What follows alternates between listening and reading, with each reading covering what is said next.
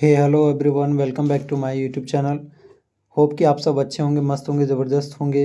एक बार फिर से मैं आप सबों के बीच आ चुका हूं क्लास 9 के इस एमसीक्यू सीरीज को लेकर के। जी हां दोस्तों, जिसका चैप्टर का नाम है क्या हमारे आसपास के पदार्थ शुद्ध हैं।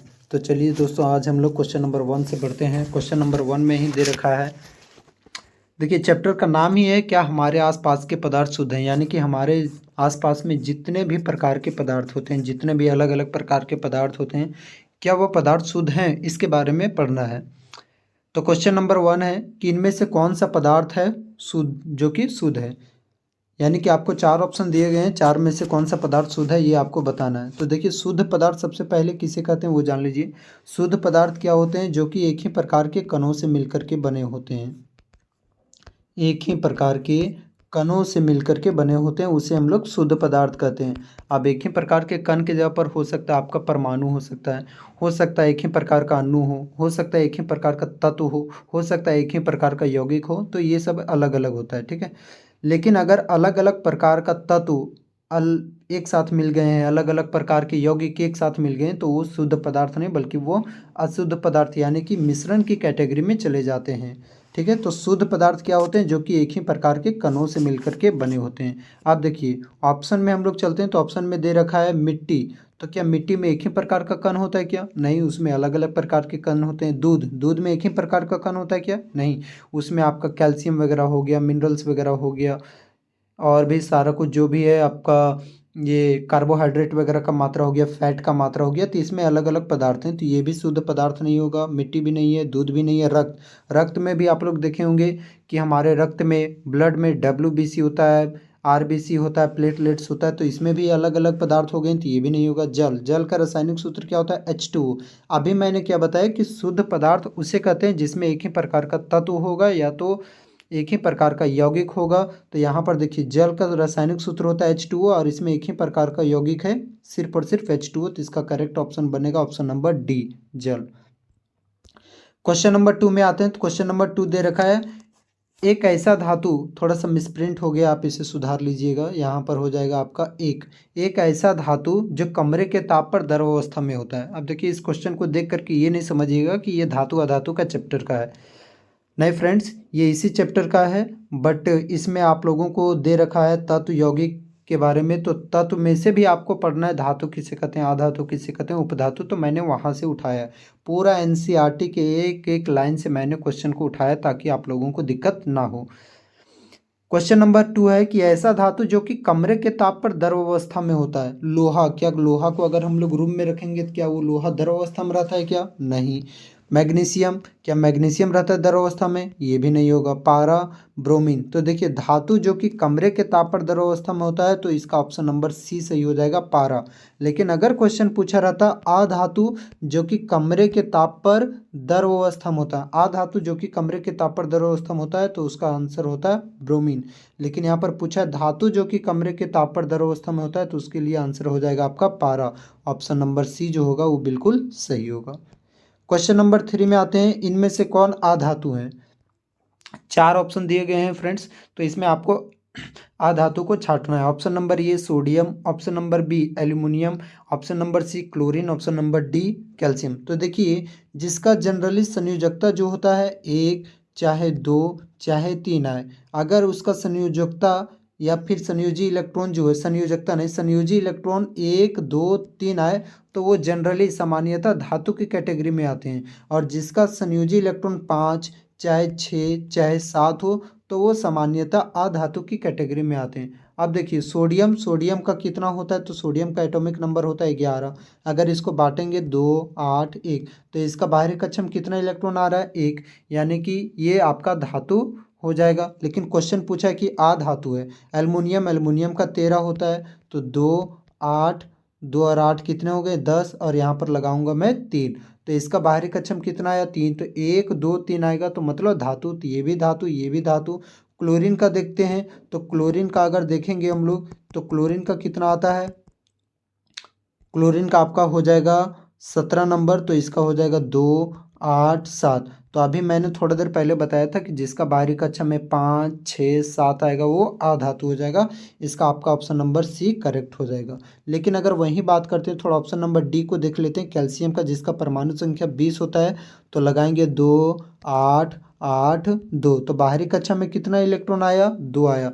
तो जो कैल्शियम हुआ ये भी क्या हो गया, धातु। तो इसमें से अधातु पूछा है तो अधातु क्या हो जाएगा, ऑप्शन नंबर सी हो जाएगा, क्लोरीन करेक्ट आंसर।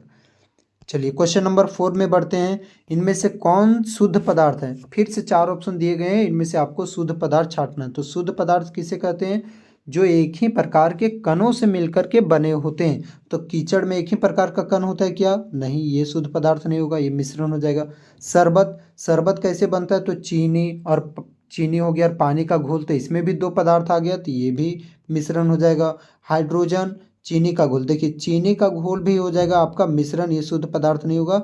हाइड्रोजन, इसका एटॉमिक, इसका संकेत क्या होता है, H। अब देखिए मान लेते हैं मेरे पास यहाँ पर हाइड्रोजन तत्व है, अगर इस, तो हाइड्रोजन तत्व किससे मिलकर बना होगा, हाइड्रोजन के परमाणु से मिलकर के बना होगा। इस तरह हाइड्रोजन का छोटा छोटा परमाणु से मिलकर के बना होगा। अब इस हाइड्रोजन को अगर हम लोग तोड़ेंगे भी तो क्या मिलेगा, सिर्फ हाइड्रोजन का परमाणु, दूसरा तो तत्व का परमाणु नहीं मिलेगा। तो इसके लिए करेक्ट ऑप्शन बनेगा option number C. Next question बढ़ते हैं, क्वेश्चन नंबर 5 है, 2 या 2 से अधिक पदार्थों के समांगी मिश्रण को क्या कहते हैं। देखिए मिश्रण जो होता है, कोई भी 2 या 2 से अधिक तत्वों या यौगिकों को अलग अलग अनुपात में मिलाते हैं तो हो जाएगा मिश्रण। लेकिन मिश्रण 2 प्रकार का होता है, एक होता है समांगी और दूसरा होता है विसमांगी। तो बोल रहा है कि 2 या 2 से अधिक पदार्थों का समांगी मिश्रण को हम लोग क्या कहते हैं, तो विलयन, मिश्र धातु, मिलावट या इनमें से कोई नहीं।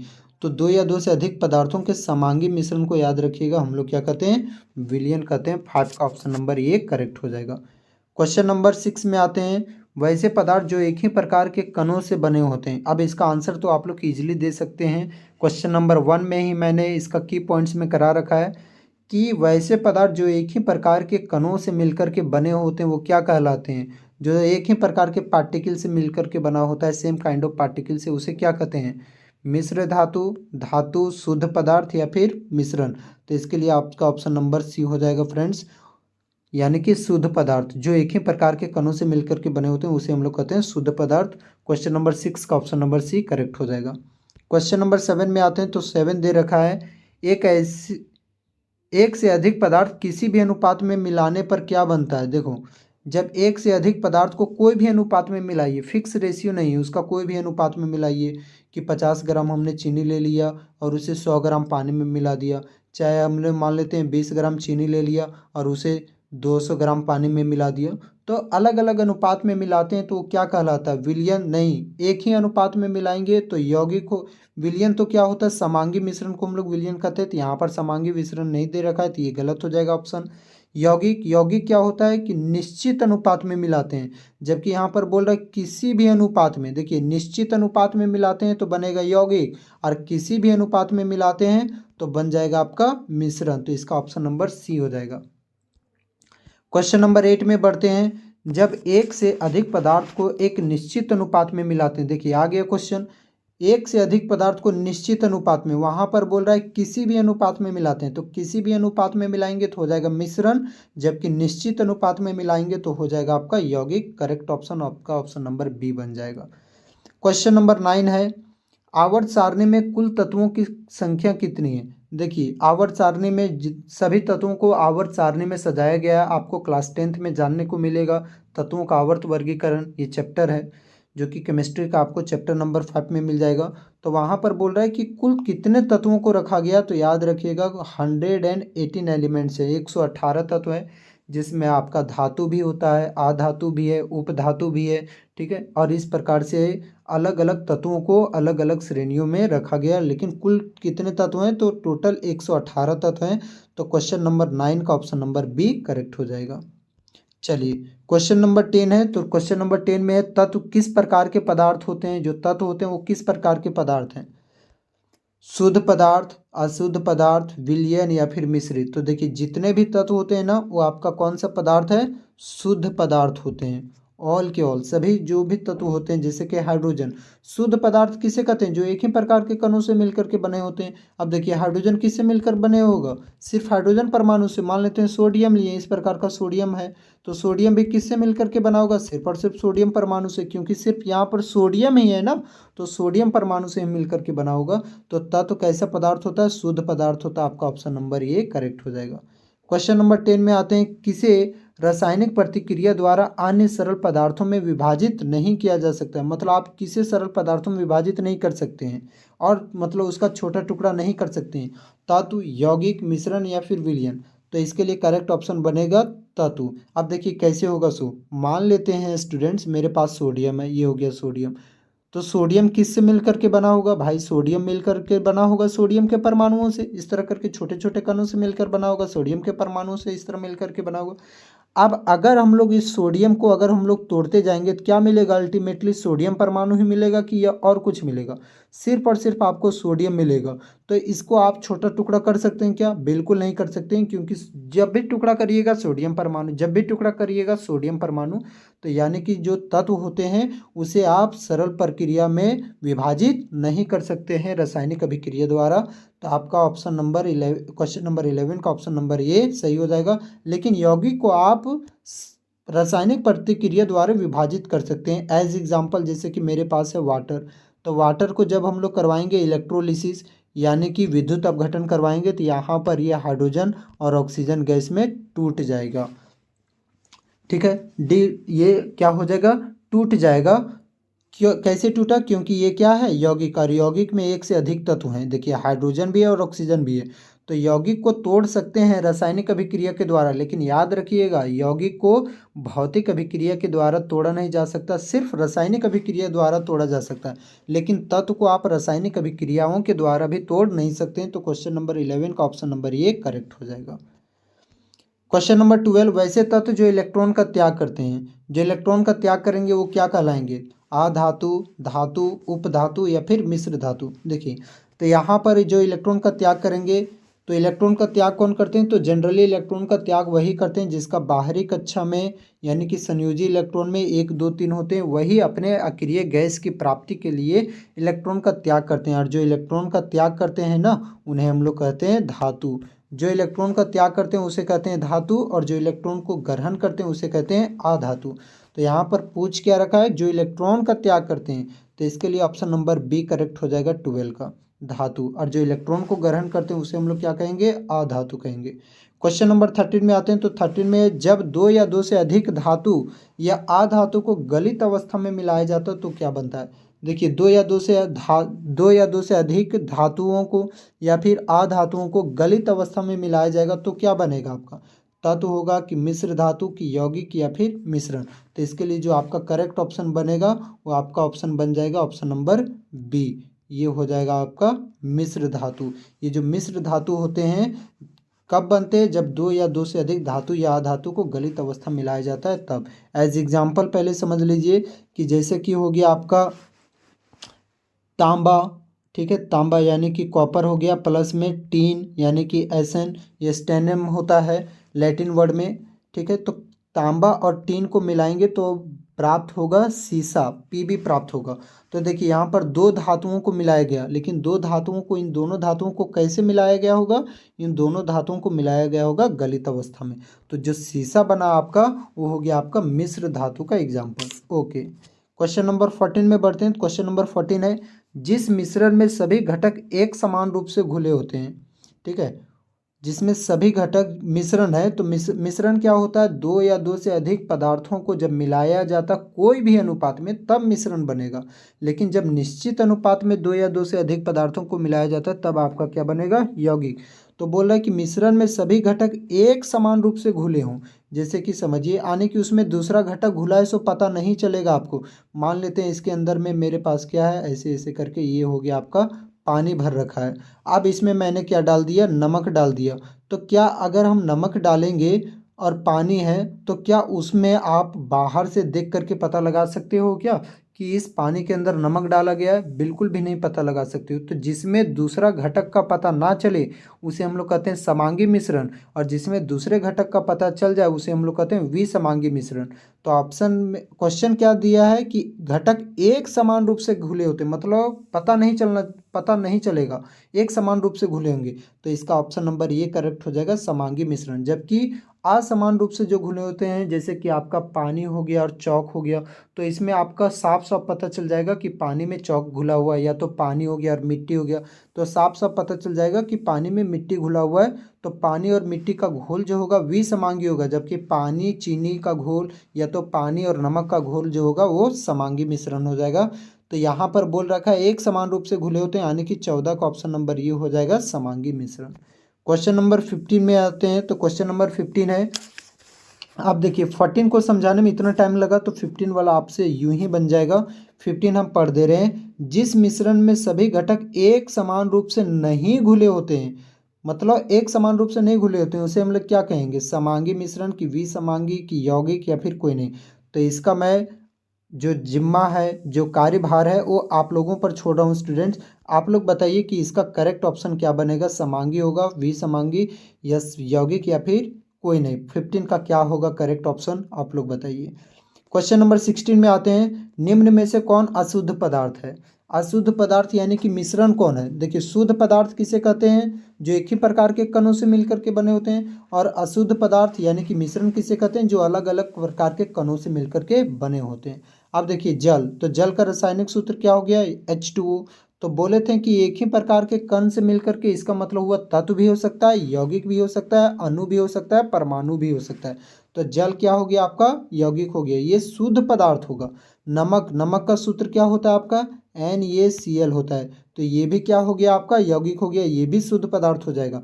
हाइड्रोजन H होता है, ये भी शुद्ध पदार्थ हो जाएगा। इसमें वायु, देखिए वायु में क्या होते हैं, अलग अलग पदार्थ होते हैं, जैसे कि क्या है आपका, नाइट्रोजन गैस है, ऑक्सीजन गैस है, आर्गन है, आपका कार्बन डाइऑक्साइड वगैरह गैस है, हीलियम गैस है। तो इस तरह करके एक ही नहीं बल्कि बहुत सारे गैस हैं। तो यानी कि अशुद्ध पदार्थ यानी कि मिश्रण क्या हो जाएगा, ऑप्शन नंबर सी हो जाएगा, वायु। क्वेश्चन नंबर 17 में बढ़ते हैं, निम्न में से कौन निलंबन का उदाहरण है। अब देखिए निलंबन का उदाहरण कौन है, चीनी विलयन, सोडा जल, साबुन जल, या फिर मटमैला जल। देखिए निलंबन के कणों का आकार क्या होता है, तो याद रखिएगा 100 नैनोमीटर से भी बड़ा होता है। ठीक है, निलंबन का कण का जो आकार होता है ना, वो 100 नैनोमीटर से भी क्या होता है, बड़ा होता है। तो चीनी विलयन में ये क्या हो जाएगा, चीनी आपका एक प्रकार का विलयन हो जाएगा, ये ऑप्शन नंबर ये आपका विलयन का एग्जाम्पल है, जबकि यहाँ पर पूछ रहा है निलंबन का, तो ये गलत हो जाएगा ऑप्शन। सोडा जल, ये भी आपका किसका एग्जाम्पल है, आपका ये विलयन का एग्जाम्पल है, ये भी गलत हो जाएगा ऑप्शन। ऑप्शन नंबर सी साबुन जल, ये आपका कोलाइड का एग्जाम्पल हो जाएगा।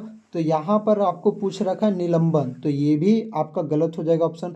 ऑप्शन नंबर डी है मटमैला जल, तो इसके लिए मटमैला जल करेक्ट आंसर हो जाएगा। 17 का ऑप्शन नंबर डी हो जाएगा करेक्ट आंसर। क्वेश्चन नंबर 18 है, निम्न में से कौन मिश्रण का उदाहरण है। मिश्रण का उदाहरण कौन है, ऑप्शन ए है हाइड्रोजन, ऑप्शन बी है सोडियम, ऑप्शन सी है वायु, ऑप्शन डी है चांदी। तो इसमें मिश्रण का एग्जाम्पल कौन है, तो देखिए हाइड्रोजन का H ये तो तत्व हो गया, सोडियम का Na ये भी तत्व हो गया, चांदी का Ag ये भी तत्व हो गया। वायु अभी मैंने बताया कि वायु में बहुत सारा प्रकार का गैस होता है, ऑक्सीजन है, नाइट्रोजन गैस है, आपका कार्बन डाइऑक्साइड है, आर्गन गैस है, तो ये अलग अलग गैस हो गए हैं ना। तो ये आपका किसका एग्जाम्पल हो जाएगा, मिश्रण का। तो ऑप्शन नंबर सी जो होगा वो बिल्कुल करेक्ट हो जाएगा।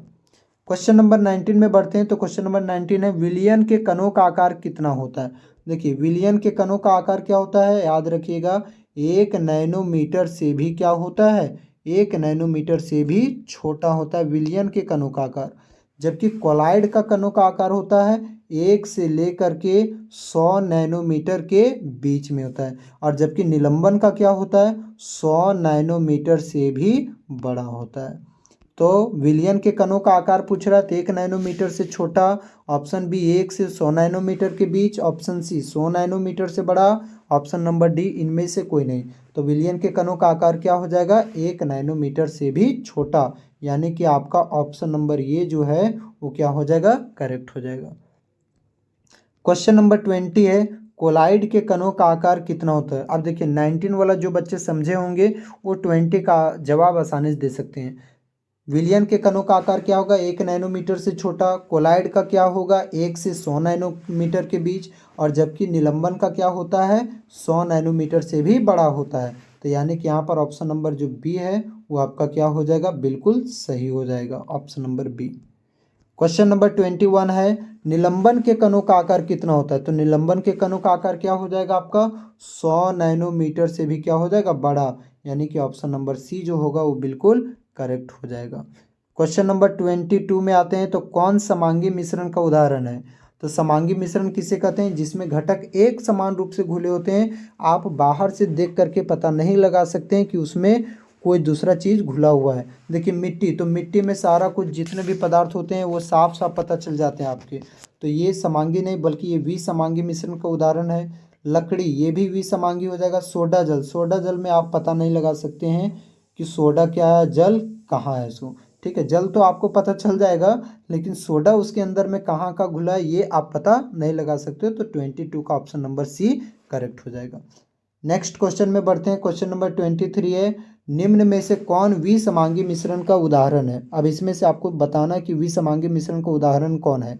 शरबत, शरबत तो समांगी मिश्रण का उदाहरण है। पानी में मिट्टी, यानी कि पानी में जो हम लोग मिट्टी घोलते हैं, जिसको हम लोग बोल सकते हैं एक प्रकार से मटमैला जल भी इसे कहते हैं हम लोग, मटमैला जल।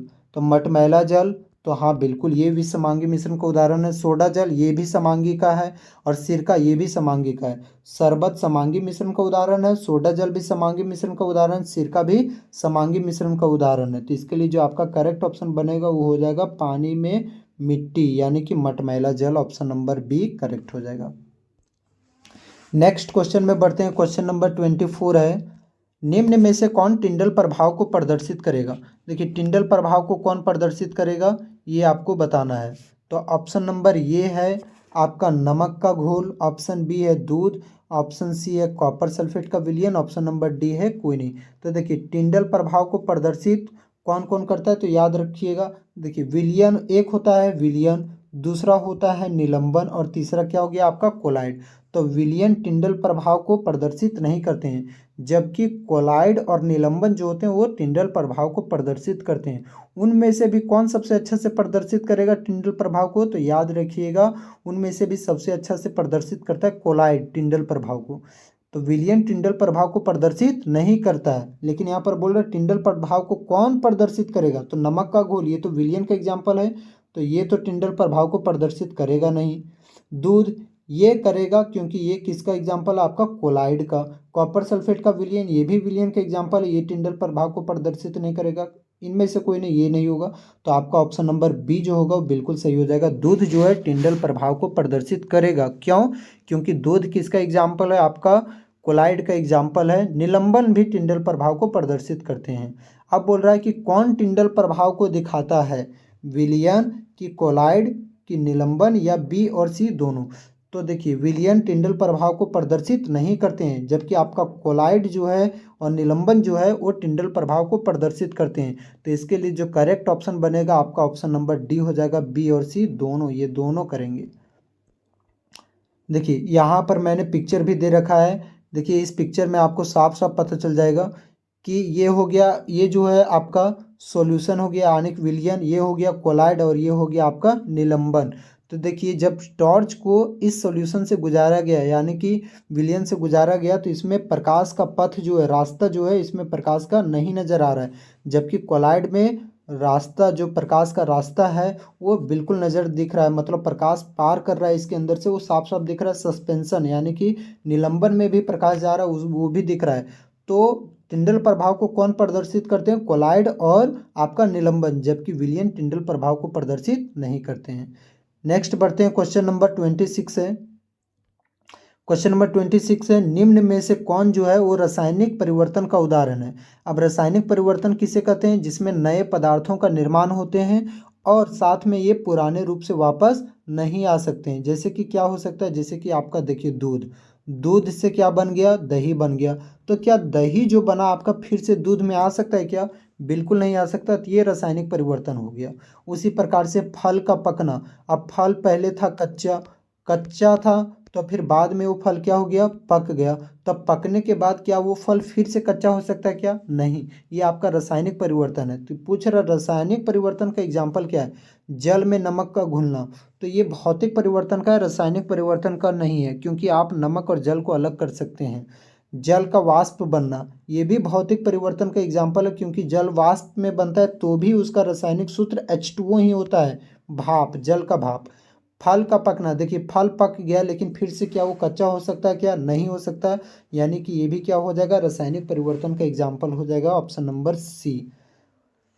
ऑप्शन नंबर डी है कागज का फटना। तो कागज फटने पर भी कागज ही रहता है, तो ये भौतिक परिवर्तन का एग्जाम्पल हो जाएगा। तो ऑप्शन नंबर ए, बी और डी तीनों जो है वो भौतिक परिवर्तन के एग्जाम्पल है, जबकि फल का जो पकना है वो रासायनिक परिवर्तन का एग्जाम्पल है। क्वेश्चन नंबर 27 में आते हैं। 27 है, निम्न में से कौन भौतिक परिवर्तन का उदाहरण है। भौतिक परिवर्तन का उदाहरण कौन है, देखिए कागज जलने के बाद क्या होता है, कार्बन डाइऑक्साइड गैस निकलता है, लेकिन कागज जलने के बाद फिर से क्या वो कागज बन सकता है क्या, अब नहीं बन सकता। तो ये रासायनिक परिवर्तन हो जाएगा, जबकि क्वेश्चन पूछा भौतिक परिवर्तन, जबकि कागज का जलना रासायनिक परिवर्तन है, तो ये ऑप्शन गलत। फल का पकना, पकने के बाद फिर वो कच्चा नहीं हो सकता, तो ये भी रासायनिक परिवर्तन। पानी का जमना, देखिए पानी जम करके क्या बनेगा, बर्फ बनेगा, और बर्फ का जो रासायनिक सूत्र होता है आपका H2O ही होता है, तो ये भी जो होगा भौतिक परिवर्तन का एग्जाम्पल है, ऑप्शन नंबर सी करेक्ट हो जाएगा। क्वेश्चन नंबर 28 में आते हैं फ्रेंड्स। क्वेश्चन नंबर 28 है, रंगों को पृथक करने में किस विधि का प्रयोग किया जाता है। जैसे कि रंग है, अलग अलग प्रकार का रंग है, यहाँ पर कुछ इस प्रकार का, यहाँ पर ब्लू है, नीला वगैरह इस तरह करके, ये लोग ग्रीन वगैरह है। तो अलग अलग रंगों को पृथक करने में किस विधि का प्रयोग किया जाता है, ऊर्ध्वापातन, क्रोमेटोग्राफी विधि, आसवन विधि या फिर प्रभाजी आसवन विधि। तो देखिए कभी भी रंगों को पृथक करने में हमेशा याद रखिएगा क्रोमेटोग्राफी मेथड ज़्यादा यूजफुल होता है। तो 28 का ऑप्शन नंबर बी करेक्ट हो जाएगा। 29 है, निम्न में से कौन टिंडल प्रभाव को प्रदर्शित करेगा। तो टिंडल प्रभाव को कौन प्रदर्शित करेगा, विलियन प्रदर्शित करेगा क्या, नहीं। निलंबन और कोलाइड करेगा। चीनी का घोल, ये तो विलियन होता है ना, तो ये टिंडल प्रभाव को प्रदर्शित नहीं करेगा। नमक का घोल, ये भी टिंडल प्रभाव को प्रदर्शित नहीं करेगा, क्योंकि ये विलियन है। स्टार्च का विलियन, ये जो आपका कोलाइड में आता है, तो ये टिंडल प्रभाव को प्रदर्शित करेगा। कॉपर सल्फेट का विलियन, ये भी विलियन है, तो ये जो है वो टिंडल प्रभाव को प्रदर्शित नहीं करेगा। यानी कि ऑप्शन नंबर सी यहाँ पर बच जाता है, और ऑप्शन नंबर सी बिल्कुल करेक्ट आंसर हो जाएगा। क्वेश्चन नंबर 30 है, अल्कोहल और जल को, अल्कोहल यानी कि शराब को और जल को किस विधि द्वारा अलग किया जा सकता है। जैसे कि जल में शराब मिलाते हैं, तो उसे आप किस विधि द्वारा अलग करेंगे, प्रभाजी आसवन विधि, ऊर्ध्वापातन विधि, वाष्पीकरण विधि, या फिर इनमें से कोई नहीं। तो देखिए इन दोनों को अलग करने के लिए सबसे ज़्यादा उपयुक्त मेथड होता है प्रभाजी आसवन विधि। यानी कि 30 का ऑप्शन नंबर ये जो होगा वो बिल्कुल करेक्ट हो जाएगा। क्वेश्चन नंबर 31, नमक और कपूर को किस विधि द्वारा अलग किया जाता है। देखिए नमक है और कपूर है, तो इनमें से जानते होंगे आप, फर्स्ट चैप्टर में मैंने इसको पढ़ा रखा है, फर्स्ट चैप्टर का भी मैंने सीरीज करवा रखा है। आप लोगों ने नहीं देखा होगा तो मैं लिंक डिस्क्रिप्शन में ऐड कर दूंगा, आप वहाँ से जाकर के विजिट कर सकते हैं। तो कपूर जो होता है एक ऊर्ध्वपातित पदार्थ होता है, यानी कि ठोस अवस्था सीधे गैस अवस्था में ये चला जाता है।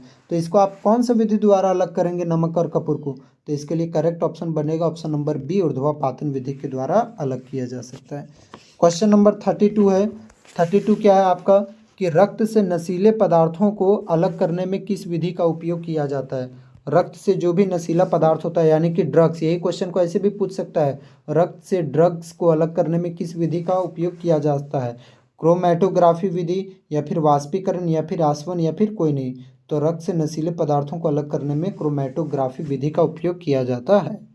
क्वेश्चन नंबर 32 है, दूध से घी या फिर मलाई निकालने में किस विधि का उपयोग किया जाता है। तो देखिए इसमें क्या होता है, आप लोग देखा होंगे कि दूध से घी निकाला जाता है, तो उसको तेज़ी से क्या किया जाता है, उसको घुमाया जाता है, इस प्रकार से, इस प्रकार से, इस तरह तेज़ी से घुमाया जाता है। तो क्या होता है, जो भी भारी कण होते हैं वो बाहर आ जाते हैं, ठीक है, यानी कि ऊपर पर आ जाते हैं, नहीं, हल्के कण जो होते हैं वो आपका ऊपर आ जाते हैं, और जो भारी कण होते हैं वो नीचे बैठ जाते हैं। इस विधि को हम लोग कहते हैं अपकेंद्रण विधि। तो 32 का ऑप्शन नंबर बी करेक्ट हो जाएगा। क्वेश्चन नंबर 33 है, निम्न में से कौन यौगिक है। यौगिक को पहचानना है। ऑक्सीजन, ये तो आपका तत्व होता है वो। हाइड्रोजन, ये भी H जो है ये भी तत्व हो गया। यौगिक किसे कहते हैं, जिसमें दो या दो से अधिक तत्व शामिल होते हैं। वायु, ये तो मिश्रण का एग्जाम्पल है। जल, जल का क्या होता है H2O, तो देखिए इसमें दो या दो से अधिक तत्व, दो तत्व शामिल है। कौन कौन तत्व है? हाइड्रोजन और ऑक्सीजन। तो जल जो हो गया आपका यौगिक का एग्जाम्पल हो जाएगा। क्वेश्चन नंबर 34 है, समुद्री जल से नमक को किस विधि द्वारा अलग किया जाता है? ये क्वेश्चन इंपॉर्टेंट है, पूछता भी है एग्जाम में कि समुद्री जल से नमक को किस विधि द्वारा अलग किया जाता है। क्रोमैटोग्राफी विधि, वाष्पीकरण विधि, आसवन विधि, अपकेंद्रण विधि। तो इसके लिए करेक्ट ऑप्शन बनेगा वाष्पीकरण विधि द्वारा समुद्री जल से नमक को अलग किया जाता है। क्वेश्चन नंबर 35 है, केरोसिन तेल और पानी को किस विधि द्वारा अलग किया जाता है? क्रोमैटोग्राफी विधि, पृथक्करण की विधि, आसवन विधि या फिर छानन विधि। तो देखिए तेल और पानी को हमेशा पृथक्करण की विधि द्वारा अलग किया जाता है। इसका मैंने पिक्चर ऐड कर रखा है, ये देखिए इसका पिक्चर है यहाँ पर, कि ये जो आपका हो गया फनल हो गया, ठीक है। अब यहाँ पर क्या है? Separating funnel. यहाँ पर देखिए ये जो कलर दिख रहा है आपका, ये केरोसिन ऑयल हो गया। इसके नीचे में क्या हो गया आपका? वाटर हो गया। ये स्टॉप कॉक हो गया। आप जब इसको खोलिएगा, यहाँ पर स्टॉप कॉक को खोलिएगा, तो आपका वाटर क्या हो गया? धीरे धीरे धीरे धीरे नीचे आएगा, इस फनल से, सेपरेटिंग फनल से बाहर गिरेगा। और आपको बार बार वहाँ पर देखते रहना होगा कि केरोसिन तेल कहाँ तक पहुँचा है। जैसे यहाँ से पानी का मात्रा खत्म होगा और केरोसिन तेल आएगा, इस स्टॉप कॉक को हम लोग कर देंगे बंद। तो इस तरह से पानी अलग हो जाएगा और केरोसिन तेल अलग हो जाएगा। इस मेथड का नाम है फ्रेंड्स पृथक्करण की विधि। होप कि ये सेशन आपको अच्छा लगा होगा। मिलेंगे अब हम लोग नेक्स्ट सेशन में, तब तक आप अपना ख्याल रखिए। Thank you so much.